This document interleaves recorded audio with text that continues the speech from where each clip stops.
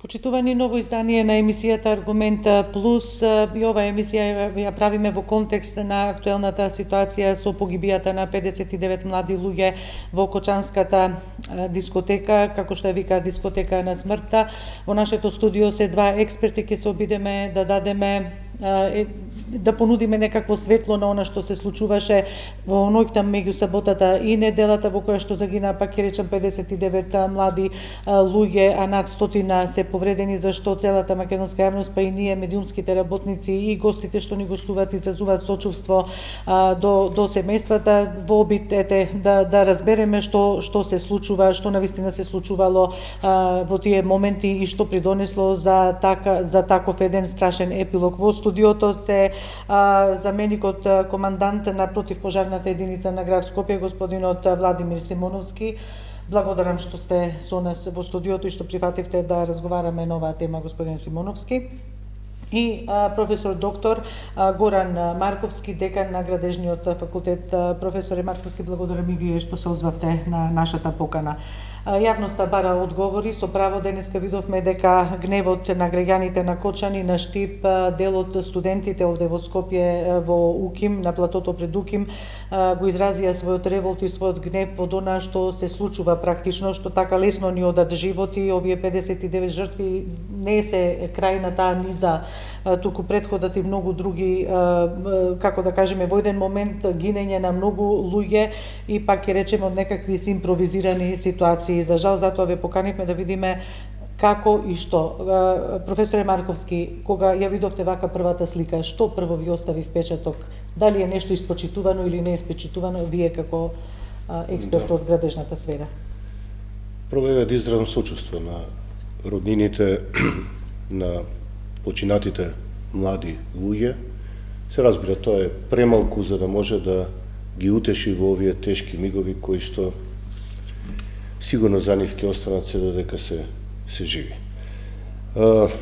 Целта на сите овие разговори е да се обидеме повторно да ја освестиме јавноста и оние кои што се задолжени да ги креираат политиките за безбедно живење во оваа држава, да работите конечно ги смениме. Да одговорам директно на вашето прашање, кога за прв пат во медиумите беше покажана дискотеката, јас не верував дека се работи за објект кој што на било каков начин е поврзан со место за забава на млади луѓе.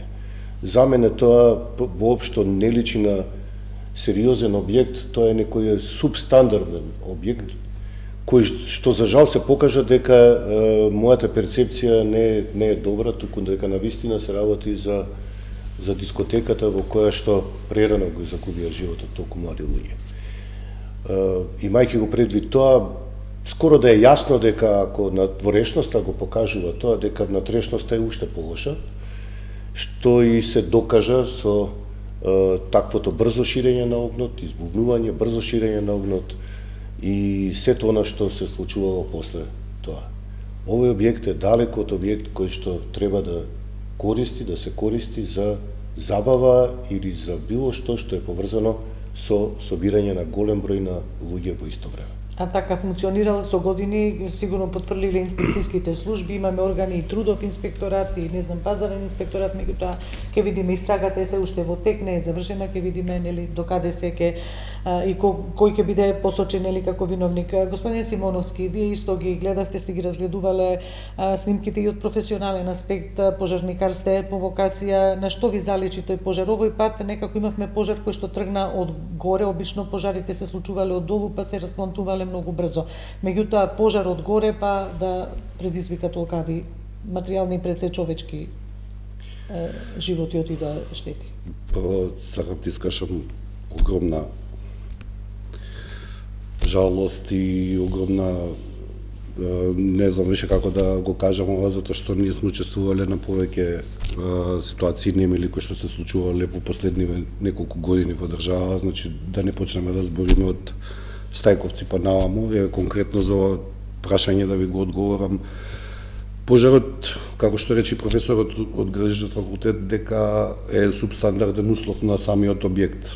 Објектот е горе со азбестен кров кој што има дрвена конструкција, он бил како што имам информации од медиумите и од официјалните лица дека бил реновиран и реконструиран ланската година, на кој што е додадено парчиња сунгери и парчиња платно, затоа и толку бргу тие се материи кои што се од лесно запаливи материи, кои што развиваат бргу топлина и кои што бргу шират и имаат голем чат или голем дим, кај што повеќето имаат загушување.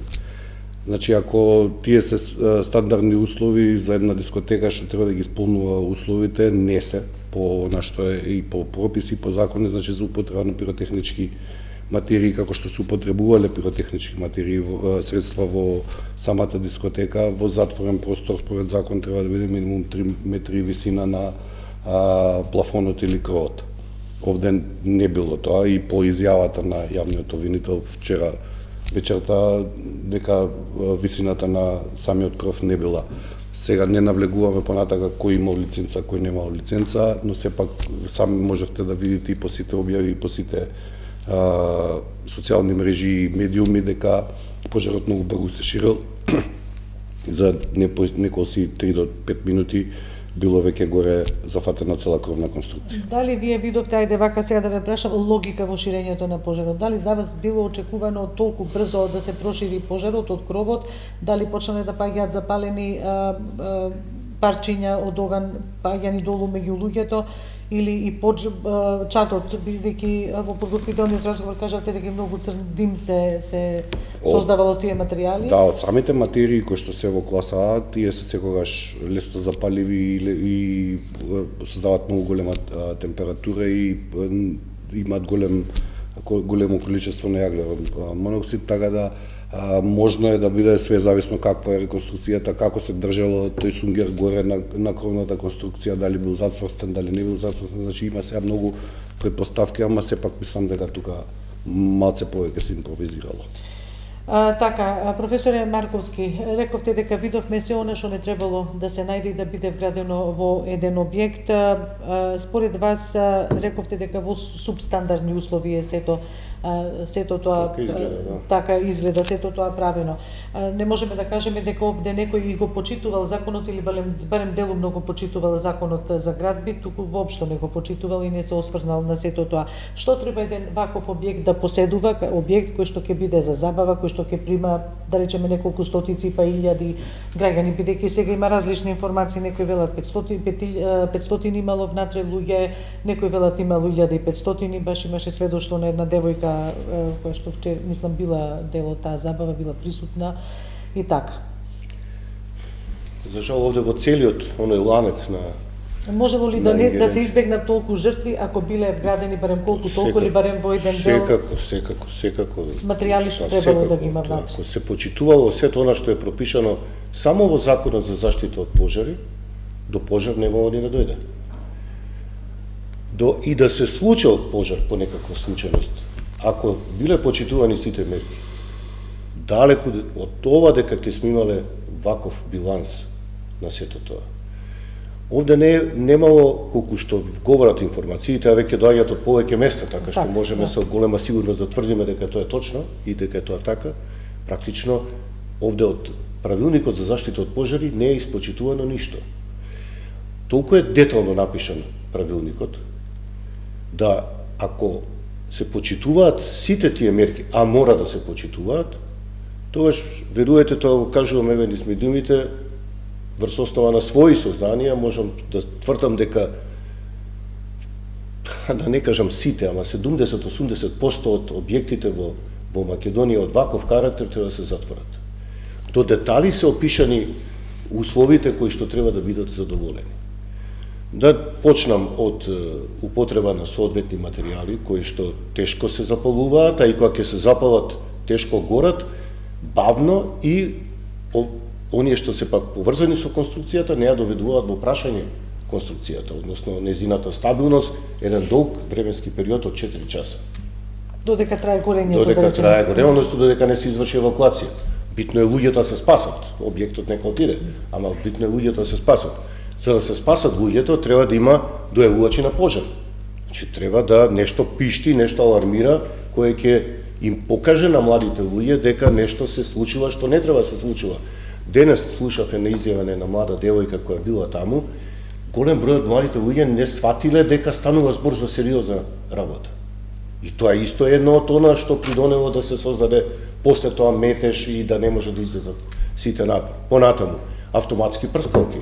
Значи, денес не постои објект сериозен од ваков тип кој што нема автоматски прскалки кои се вклучуваат и почнуваат да прскат за да го намалат интензитетот на пожарот. Не очекуваме ние дека тоа ќе го изгаснат, ама да го држат под одредена контрола.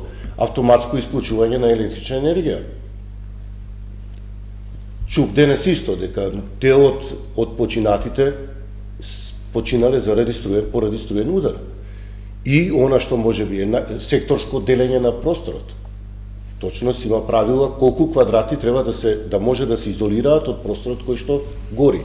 И она што можеби е најбитно, врати за евакуација. На толку голем број на луѓе, една врата за излез е, како да ви кажам, тоа е врата во пеколот. Не може ни се една врата да таа голема маса на луѓе, па тоа настанува стампедо, тоа е кој не почувствувал и не знае што значи во такви моменти таа паника што предизвикува. И секоја ќе се собере, практично ние нема ни една мерка, апарати за гасење пожар, слушаме, немало и тие што биле несоодветни. Да, некој вела дека еден, два прозорците блокирани, не може да се отворат и тешко и за противпожарна служба ако не може да влезе. И кога ќе ставиме се на едно место, гледаме дека практично ништо, ама баш ништо не било испочитувано од тој правилник и еве го резултатот што го имаме. Алчноста по пари почнува да ги утепува и нашите деца. Тоа треба да го имаме на ум. Се испревртеа критериумите, стана парата единствена водилка во животот и треба сите да си ја прочитаме новелата на Ристо Крле "Парите со тепувачка", бидејќи таму најдобро се опишува до што можат парите да стремежот, алчноста по пари да доведе. Тоа е корупцијата бара жртви. Јас само пред да ве прашам господин Симоновски да продолжиме, само ќе исконтактирам вака преку камерата со режијата, дали ја имаме колешката Енџи Николовска во програма да можеме да ја вклучиме, колеги? Така. Енџи Николовска попладнево дежуреше пред полициската станица Карпош, каде што се наоѓаше на распит поранешниот министер за економија Крешник Бектеши. Пред 30 на минути од прилика тој изведен од полициската станица, но со повеќе детали ве колешката Николовска да ја вклучиме во емисијава. Повели Енџи. Мира, ти благодарам. Да, нашата екипа се уште тука пред полициската станица Карпош, каде што впрочем вчера екс-министерот за економија Крешник Бектеши беше донесен овде на разговор. Откако разговорот денеска беше завршен, тој беше спроведен пред околу половина час и сега ќе се упати, се разбира, со полициски службеници кон судот во Кучани. Додека пак обвинителството денеска, односно државниот јавен обвинител Љупчо Куцевски, кажа дека во станица се задржани 14 лица, меѓу кои, како што споменав денеска, се разбира беше и екс-министерот Бектеши.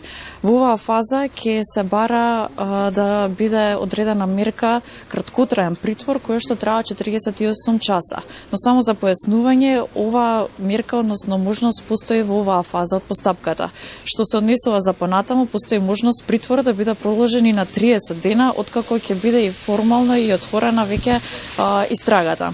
Што се однесува за адвокатот на Бектеши, односно Еленко Миланов, денеска во текот на денешниот ден, тој тука пред полициската станица Карпош даде своја изјава врска со својот клиент. Што детално кажа тој, да ја погледнем изјавата.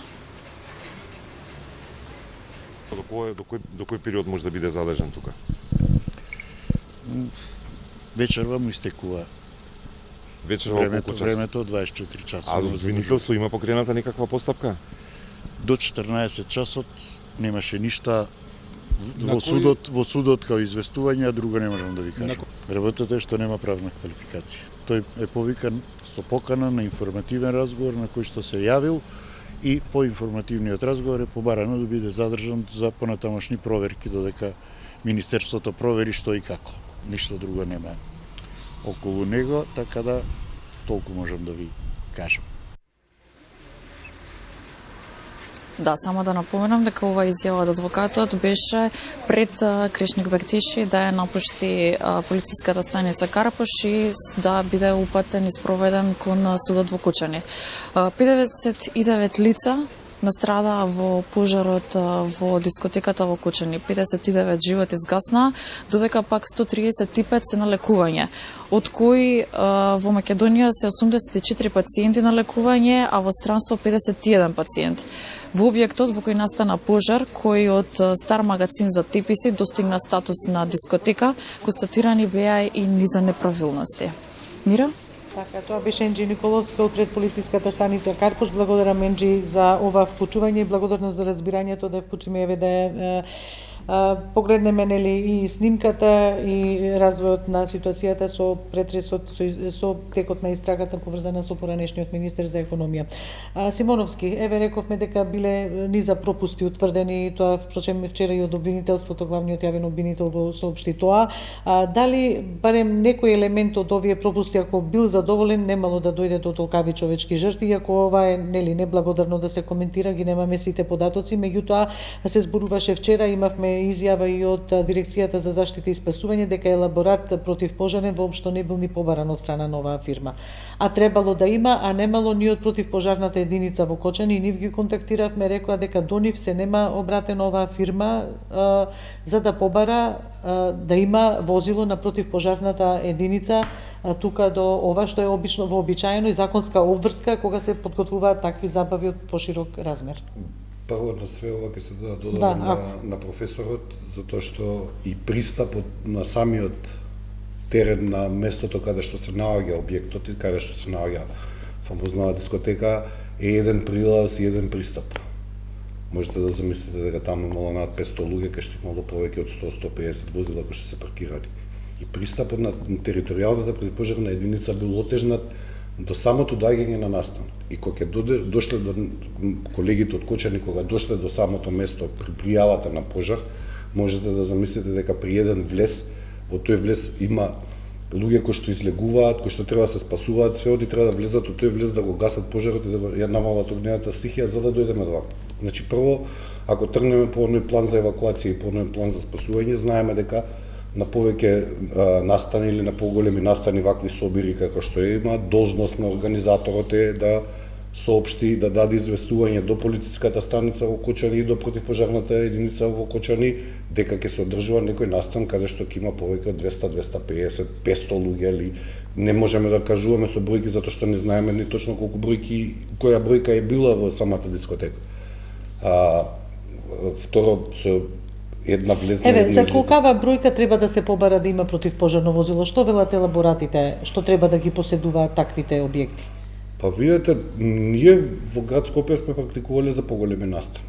Значи добиваме секогаш известување, дали било за фудбалски натпревари, дали било за концерти, дали било за настани како што беа Баскерфест на отворено или настани кои што ги организираат сите повеќето амбасади во парк или во секогаш имаат побарување. Но веројатно отворениот простор и затворениот простор се требало да има разлика, сосема други. Но овде, каде што вие знаете според организацијата и според концертот дека ќе има употреба на пиротехнички материи, значи каде што знаете дека можноста од настанување на пожар е поголема. Значи што пак ќе кажам, целиот објект е составен од материи кои што можат да горат со додаток како што дослушнавме денеска дека имало електрична енергија, значи и електрична енергија била причината. За погибијата на неколку луѓе, да. Знаете дека тоа се катастрофални последици. И еве што доаѓаме во ситуацијата за тоа дека сопственикот или компанијата која што стопанисувала и која што управувала со објектот требала да се поднесе елаборат за план за заштита на спасување и план за евакуација и да изготви проценка на ризик за пожари или несакани ситуации. Имаме проценка за ризик од поплави, од пожари и од земјотреси. Значи воопшто не знаеме дали имало таква документација, дали имало воопшто таква немало вчера кажа во изјава за ТВ24 што може да погледат сите, немало. Јас што го слуштав од јавниот обвинител вечерта во 19 часот и 30 на неговата пресконференција, он немало ни хидрантска мрежа, немало ни ПП апарати, немало ни дојавувачи за пожар, а да не збориме за тоа што го кажува професорот, сплинкер системи кои што сами при одредена температура се активираат и се гасат како прскалки, тоа е за овој објект или систем за вентилација, обезчедување. Да, тоа сакав да зборам за системот за вентилација, тоа па и верувам дека да не мислам воопшто, тоа е мисловна именка за овој објект. Тоа сакав да прокоментирам, простете што е прекинувам. Не, таман работа повелете. Мислам дека дури малци ги преценуваме работите. Мислам дека сето тоа функционирало и се уште функционира на многу места, на многу по-ниско ниво. Мислам, некој, за мене е непојмливо некој во тој ланец на организација некому да му текне дека можеби треба да се повика амбулантно возило да биде таму присутно или дека можеби треба противпожарно да стоја. Мислам дека тоа е толку далеку од тој видокруг на она што се организира и што се случува да не треба ни да очекуваме такво нешто. Поготово што непотврдени информации зборуваат дека нели. Кога се продале толку билети, толку ние не знаеме колку луѓе има. Беше дека 250 билети наводно се продале, меѓутоа имало некој велат 500 луѓе, па 1500 некој вика и така. Со организација, со мислам тоа е така една, како да ви кажам, на граница на организирано и тотално хаотично. И сега ние да очекуваме дека некој ќе се јави во пожарник, ќе бара, мислам дека тоа нема. Знаете како, и свеста и совеста на организаторите, кои да се, не смее да потврди. Тоа е многу важно. Важни особини кај човекот се за да бидете свесен. Кога ги носиме студентите на теренска настава, на екскурзија, прво што ми доаѓа на памет е нивната безбедност. Што ако нешто се случи, иако тоа е во рамки на настава, пропишано во наставни планови, програми, осигурани се преку факултетот, значи сите мерки се преземени. Имаме автобуски превоз кој е добиен преку тендер и така натаму и така натаму. Меѓутоа мојот најголем страф е одиме на градилишта, да нешто да не се случи. И јас цело време, и не само јас, сите мои колеги сме на штрек додека целата работа не се заврши, да се вратиме безбедно дома живи и здрави. Тоа имам чувство дека кај многумина исчезна. Етиката и моралот на последно место е дали воопшто постои. Повторно ќе кажам, таа желба по заработувачка, по секако да се друго отвори. Така што некој ако мислел, ќе помислел на нешто дека барем уште една врата дека треба да има таму. Ама за жал не се водило сметка. Инаку информации од теренот зборуваат дека оваа дискотека не можела да биде и надвор од органите и на редот и на овие инспекциски служби, бидејќи често била посочувана како место тепачки, често се случувале, нели, пијанења, користење на дрога и тоа сигурно дека требало да биде во поголем фокус, па имало и малолетни деца, да. Тоа се попратни и додатни импулси на све ова што се случува. Значи, ако земеме од некое си искуство кое што го имаме повеќе од 26-7 години во противпожарната бригада, учесник на Дурмотурс, на автобусот на Ласкарци и на све ова што ни се случува во овој период со ваков број на жртви, со ваков број веќе ги надминува сите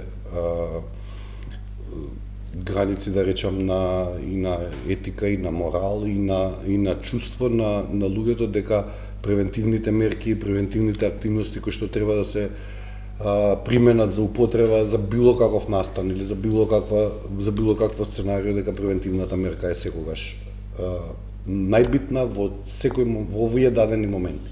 Значи, ако ги доста со онаа импровизација која што импровизираме, ни се случуваат многу настани кои што ние остануваме после 4 дена. Ние имавме и модуларната болница, за жал, мислам така со учествував и на модуларната болница и тоа е некој. Не можеме вината само на материјалите да ја ставиме, мислам, покрај што е, нели, тие се првите веројатно. Далеку од тоа дека само на материјалите ја ставаме вината и дека било така, значи тука си има истражни органи ки си повлечат цела онаа низа и цел синџир и цел ланец на одговорности кои што треба да се повлечат, но сепак губиме ние како држава, губим младината во Македонија, младите во Македонија ги губиме младите во Македонија покрај и она што го кажува. Професоре, спомна Симоновски, Ласкарци, Дурмотурс, модуларната Беса болница, Беса Транс, значи мостот Беласица, универзалната сала, еве се остане и таа на тоа дека може да издржи таа конструкција како што е за да биде реновирана, иако тоа покрај тоа што се лично соочи се со сомневам, пожар. да. Еве, вие што мислите заради тоа, бидејќи рековте дека и господин Симоновски, вие дека многу малку Македонија вложува во тој дел на превентивата, да не дозволиме да се случи такво нешто? И превентива, а и пост случување исто. Имам впечаток дека некако како да имаме желба да ги намалиме проблемите, како да бегаме од експертите, од експертски анализи. Според мене, некои објекти кои беа опожарени поминаа со неподнослива леснотија, беше прифатено дека е се вред. Многу стручњаци и од странство се запрашуваат дали е тоа вред, меѓутоа ет, кај нас и тоа поминува. Велат паметните учат од грешките на другите. Ние ниту од своите грешки не учиме. Ни се повторуваат многу работи. Стално се повторува. Кај да било која несреќа имаме проблем со документација, со лиценци, важат, не важат. Значи, тој систем очигледно дека има одредени слабости. Не смее да се дозволи да ваков објект, како ова така наречена дискотека, функционира во толку долг период. Мораме јавноста да 5 години работела повеќе фирмата со блокирана сметка, значи фирмата Имам што е впечаток дека премногу време и енергија трошиме на политика и политиканство. Тука би ги вклучил, би ја напоменал и важноста на медиумите. Никогаш не проговоруваме, не зборуваме за вакви теми без да се случи нешто од големи со Точно, големи за жал, последици. за жал. Сметам дека ги подценуваме овие теми кои што се од животно значење за граѓаните на оваа држава. Еве само еден тест да направиме со вашите гледачи на оваа емисија. После емисијата нека излезат оние што живеат во згради, во стамбени згради, нека излезат во ходникот и нека го побараат хидрантот и нека се обидат да пуштат малку вода. Дали ќе има дали вода, ќе да. профункционира тоа?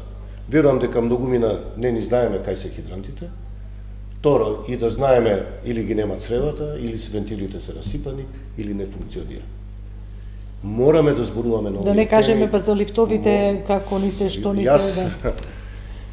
Бидејќи сум во градежништво и сум доста присутен и зад себе имам голем стаж и постојано го говорам ова, не е за пред 6 месеци кога се случи оној пожар во Чаир, во подрумските простории, говорев дека не ги почитуваме прописите. Се по тоа отиде во етер и толку се заврши приказната.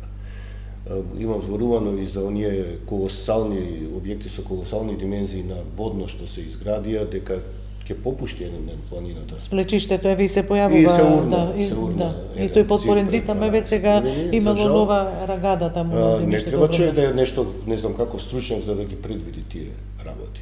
Немаме стручните луѓе се помалку во Македонија. И се помалку сакаат да зборуваат, професор, искрено да ви кажам. И сега тука тоа е, имаме како да кажам, и тука имаме проблем Тоа се лични ставови, да, токму така. и тука имаме проблем експертската јавност да дојде и да биде погласна, да можеме да ги да биде погласна од политичарите. Па ние се обидуваме, ама некако барем некои од нас се обидуваат, ама не наоѓаме простор во медиумите. Загушени ни се со теми кои што се, како да ви кажам, веќе Премногу здодевни, политика, да, веќе здодевни, здодевни, точно. и за лифтовите, да кажем, и не само за Да. лифтовите.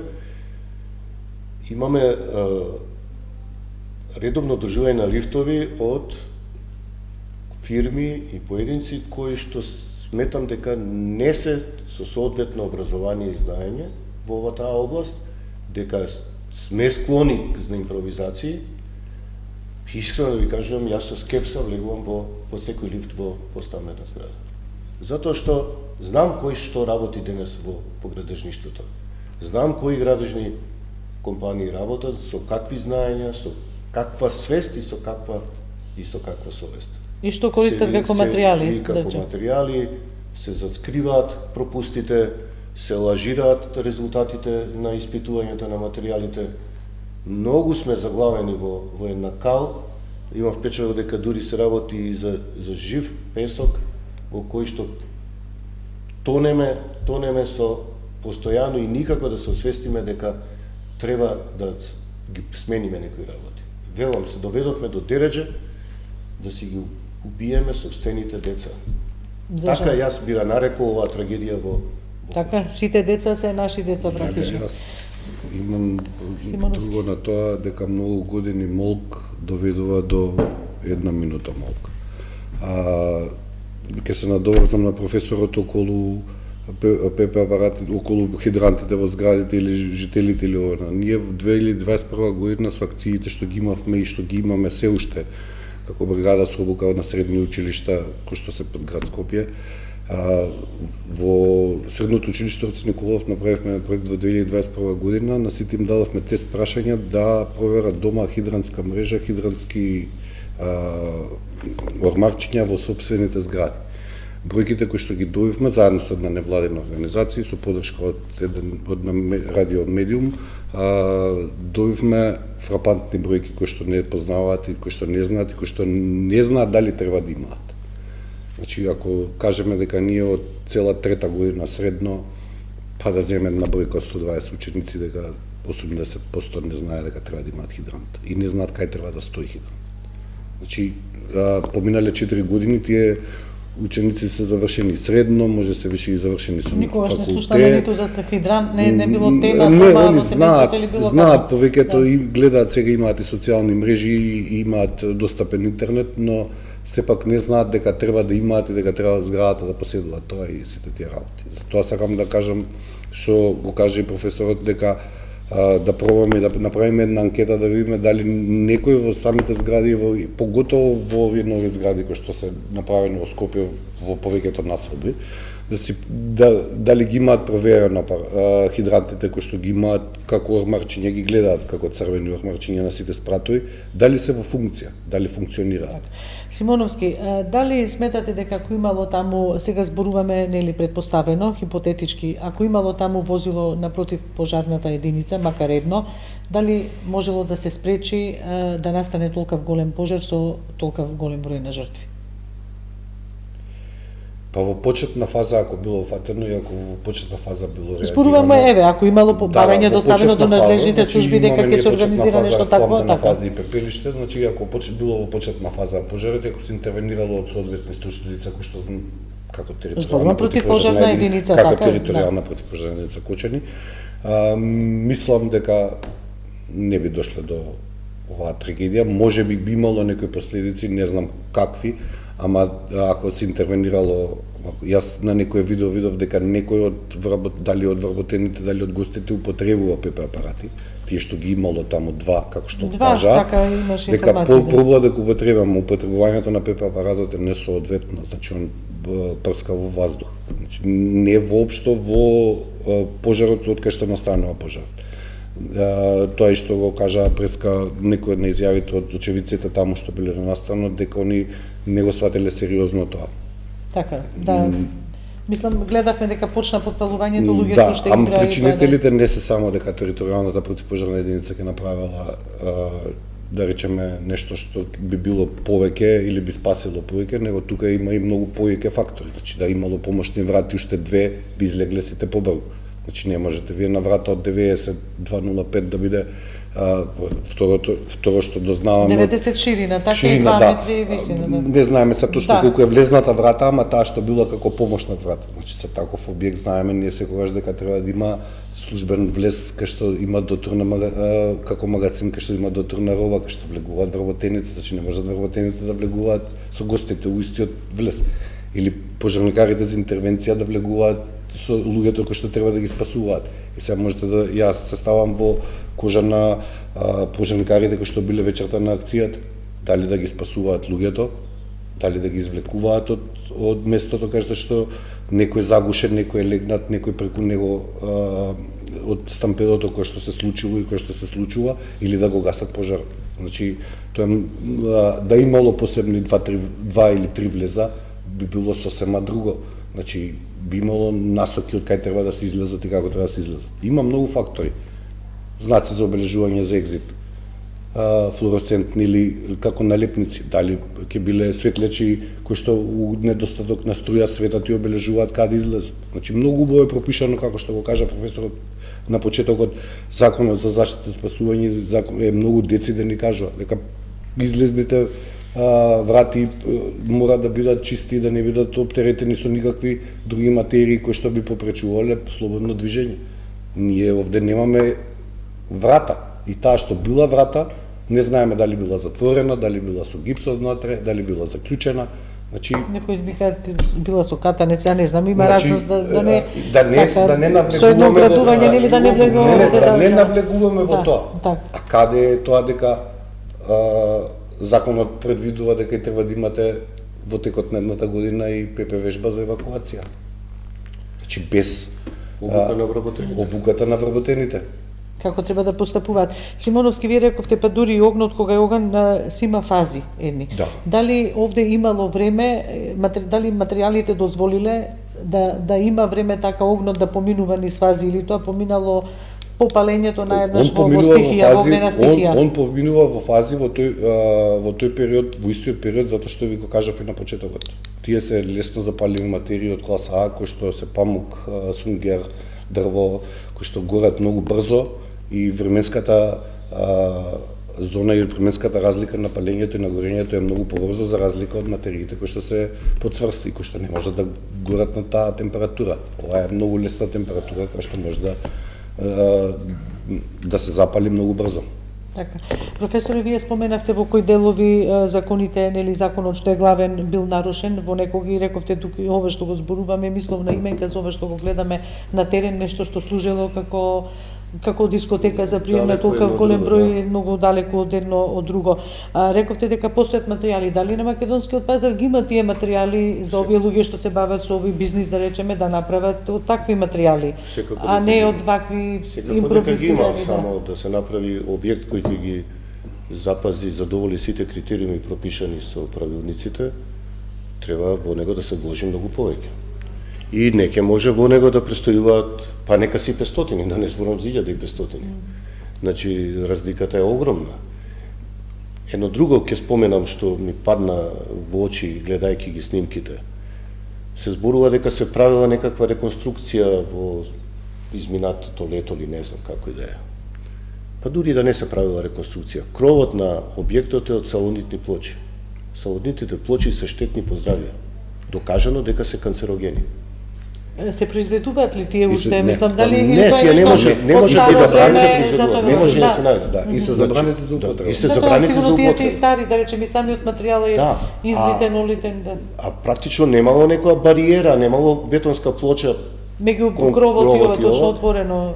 И се повторно е направен дури и еден таков во случајов можда и небитен пропуст, меѓутоа и како важен показател колку ние водиме грижа за запазување на стандардите. Ние како да уживаме да ги изигруваме стандардите, како да сме горди ако нешто извитопериме и го изиграме и најдеме некаков начин да побегнеме од тоа што е стандардизирано. А стандардите се носат од стручни луѓе врз основа на многу претходни искуства кои што се случувале за пожари, луѓе со богато знаење и со богато искуство за да се спречи сето ова што вака ни се случува. Материјали постојат на нашиот пазар, секако дека постојат, меѓутоа повторно ќе кажам, мислам дека ќе ги прецениме учесниците што работеле околу тоа што го создавале овој така наречен диско клуб, со тоа што ако некој размислувал и воопшто водел грижа за тоа какви материјали ќе внесе. Па самото поставување на платно се покажа точно, школски се покажа која е столбовите изврзани со сунгери. Со сунгери или не знам, гледам дрвена граѓа исто така, па тоа се такви критериуми да како да ви кажам, дури не сакам, немам зборови, знаете како некојаш кога е нешто толку очигледно не можете најдете зборови да го опишете. Дали еве како професор лика и прилика, лика и прилика на нашето делување во последниве децении. Лика и прилика. Ова сме ние и тоа треба да си го сватиме и или ќе се освестиме, ќе се менуваме, или вакви работи ќе не се случуваат редовно. Така, професоре, само уште на кратко, дали чувствувате не личен пораз како експерт по градежништво со сета ова наплив на градежни структури и правење и што велите, не сакам да и со материјали и со све, дали личен пораз чувствувате? Чувствувам личен пораз, оттаму и револтот што го носам сега, чувствувам, како да ви кажам, да кажеме и дел на некаква морална вина затоа што живеам тука, делувам тука и така натаму, да ова дозволиме да ни се случуваат вакви трагедии. Па ве молам, мислам, во кое организирано општество ќе може да дојдеме до вакви субстандардни услови да се користат за собирање на млади луѓе. И малолетници, а имало и полицијата била само пред известен период. Па сите ние чувствуваме биле во обиколка на истиот објект, сите ние апсолутно. Човек во држава не чувствува пораз. Ние сме поразени од алчноста по пари. Како и таа да се квалификува, дали како некој собственик, дали како ланецот на мито и корупција што проаѓа.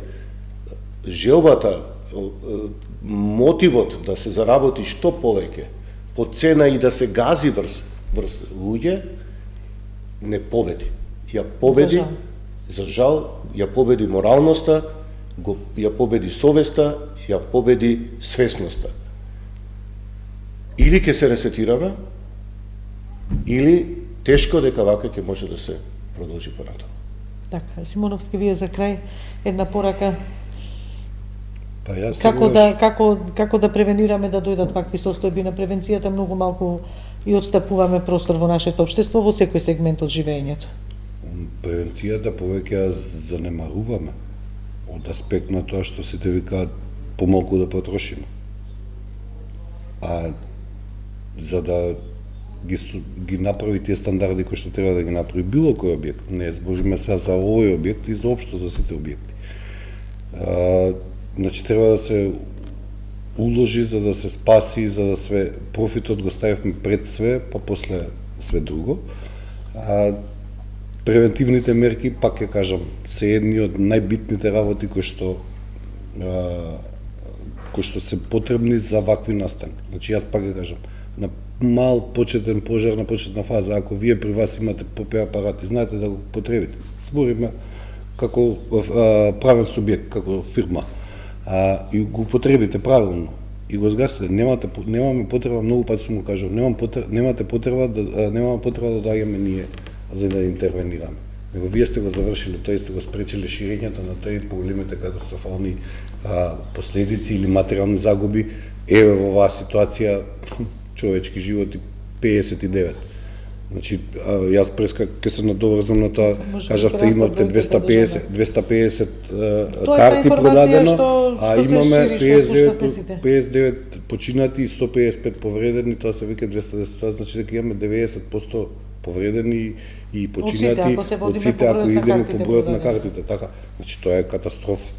Катастрофално, немам зборови, јас на крај ќе кажам сите, значи апелираме стално и даваме апели дека секогаш треба да се проверува, да се испитуваат. Има надлежни служби, има дирекција за заштита и спасување со инспекциски служби, да се пријават неправилностите, да се излезат на терен, да се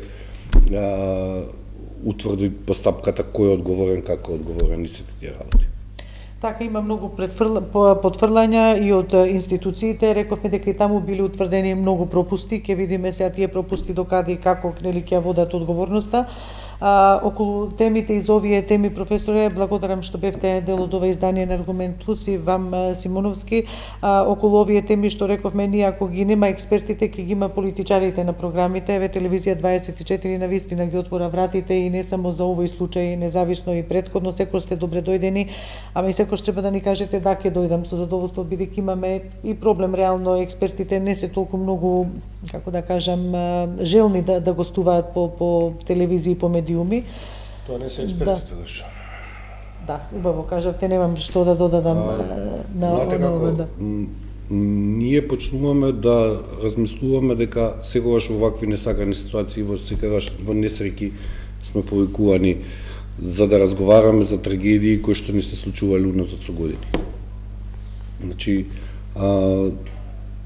Пак Не има честни случаи, значи не велам, тоа не се не Да, се не дека сфера, но треба да се зборува за да си само помогнеме, како да кажеме, и да ги потикнеме апсолутно. Зборуваме и да ги подобруваме, да се бориме да ги подобриме состојбите.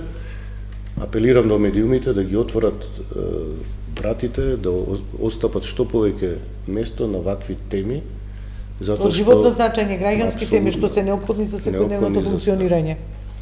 Ви благодарам уште еднаш, Марковски и Симоновски, што бевте дел од ова издание на Аргумента плюс, почитувани, од мене довидување.